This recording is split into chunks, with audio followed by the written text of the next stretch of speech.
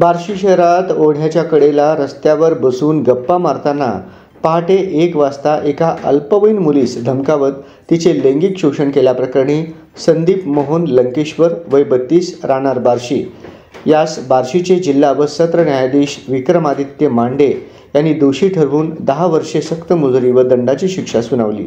पीडित अल्पवयीन मुलगी आणि तिचा मित्र असे दोघे ओढ्याच्या कडेला रस्त्यावर पहाटे 1:10 गप्पा मारत बसले होते।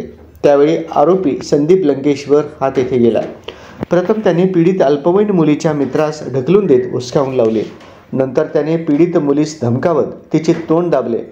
तुझे लफडे घरी जाऊन सांगतो अशी धमकी देत तिच्या असहाय्यतेचा गैरफायदा घेऊन त्याने तिचे लैंगिक शोषण केले।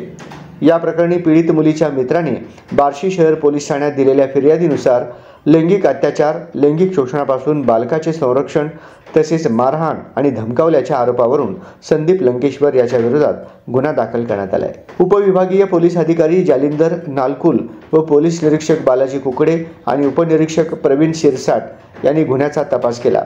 यात सरकारतर्फे 15 साक्षीदार तपासण्यात आले।